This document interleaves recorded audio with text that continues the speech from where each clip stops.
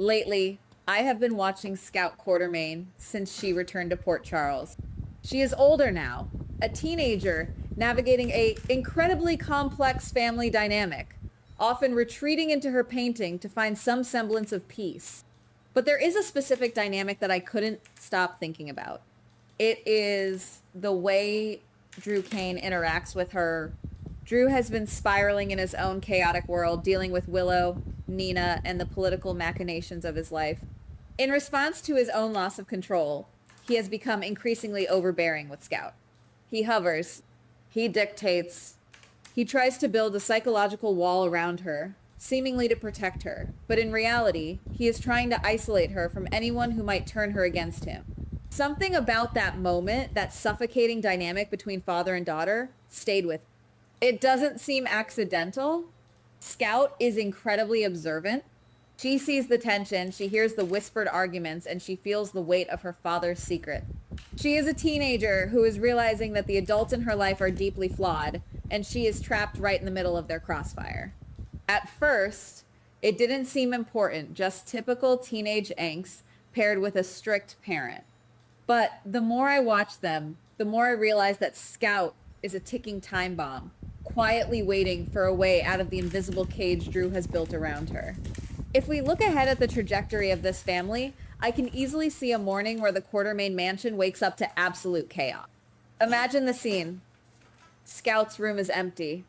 The bed is unmade, the window might be slightly ajar, and she is simply gone. Drew's immediate reaction, fueled by his own past traumas and his desperate need for control, would be pure, unadulterated panic. He would instantly assume the absolute worst. In his mind, Scout hasn't run away. She has been taken. He would tear the town apart, pointing fingers at his enemies, demanding the police lock down the city, and launching a massive manhunt. He would convince himself that someone kidnapped his daughter to get to him. But as the dust settles and the initial panic fades, we start following the thread, and this is where the narrative begins to shift. When you look closely at the hypothetical crime scene, the pieces of a violent abduction just do not fit together. There are no signs of a struggle. Her favorite jacket is missing. A specific pair of shoes is gone. Perhaps there is a deliberately misleading scuff mark on the floor, or a window left open just enough to suggest an intruder, but not enough to actually allow one to enter without breaking the frame. The more I think about it, the more these clues look like a carefully constructed illusion. We're walking down a dark corridor here, and with every step, the light reveals a little more of the truth. Scout didn't vanish into the hands of a kidnapper. She orchestrated her own disappearance. She packed her bags, she set the stage to buy herself some time, and she walked out the door entirely of her own free will. But a teenager doesn't pull off a flawless, untraceable vanishing act all by herself. She had to have received a secret phone call. Someone on the outside gave her the green light, provided the logistics, and promised her a safe haven. This brings us to the shadow beneath the story. Who in Port Charles has the resources, the tactical knowledge, and the emotional motivation to help Scout pull off a phantom disappearance? I keep coming back to Jason Morgan.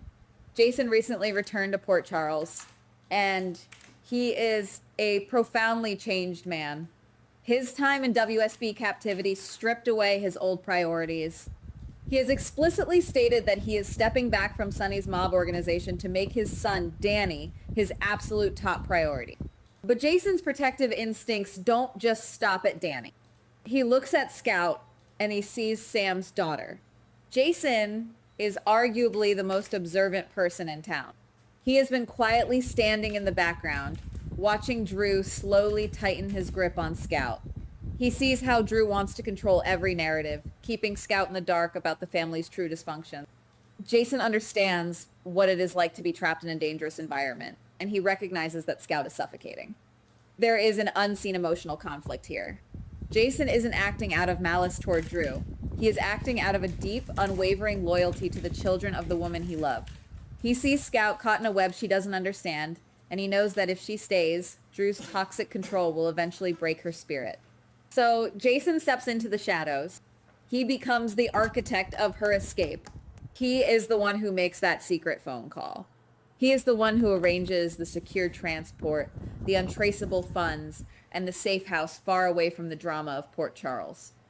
Jason gives Scout the ultimate choice. Stay in the suffocating environment Drew has created, or take my hand and step into the unknown. And Scout, feeling entirely alienated from her father, chooses to leave.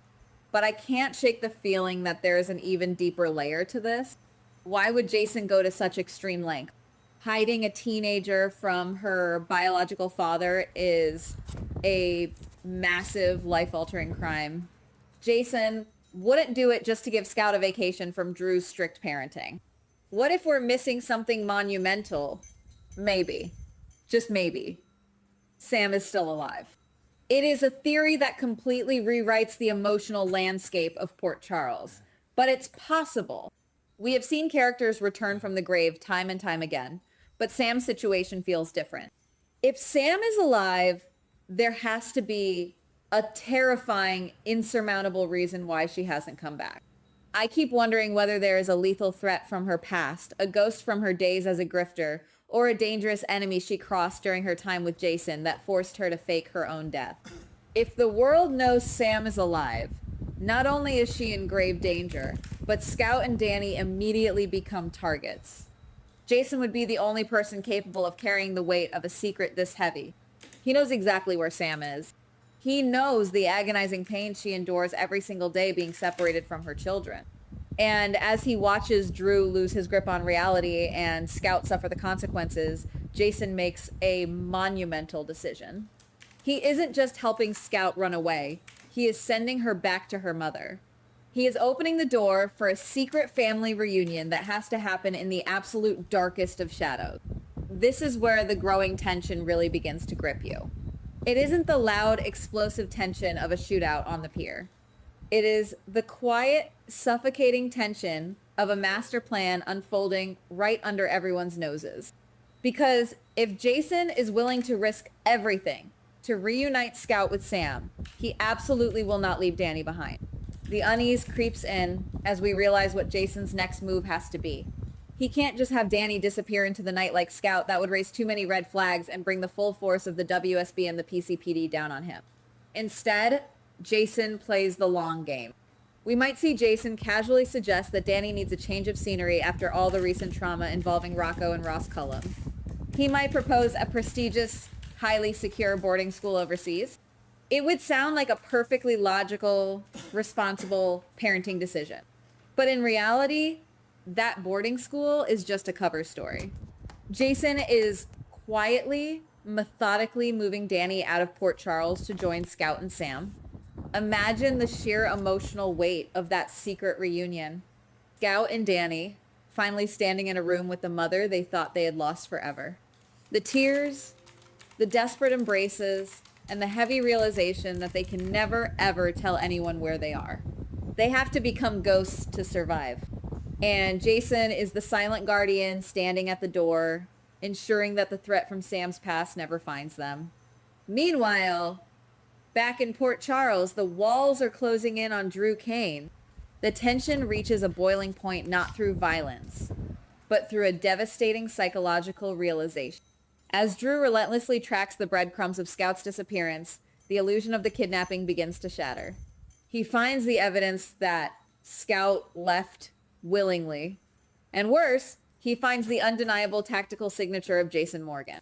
Drew's entire world collapses when he realizes he didn't lose his daughter to a random criminal. He lost her because she chose to leave him, and his own twin brother facilitated the escape. The betrayal Drew would feel is unfathomable. He would storm into Jason's space, eyes blazing with fury, accusing Jason of kidnapping his child, of destroying his family, of playing God with Scout's life. But Jason won't fight back. He will stand there, absorbing every ounce of Drew's hatred, and he will remain completely silent. Jason knows that if he defends himself, if he utters even a single word about Sam being alive, he puts the entire family in the crosshairs of a killer. He will let Drew hate him. He will let the whole town view him as a monster who stole a child, because that is the price of keeping Sam, Scout, and Danny safe. This leaves us standing on the edge of a massive, unfinished story. There is no neat resolution here. There is no confirmation of Sam's survival broadcasted to the town. We are left watching Drew spiral in the agonizing silence of Jason's refusal to speak. We are left wondering when the truth will finally break through the surface. Will Drew ever follow the trail far enough to find the hidden safe house?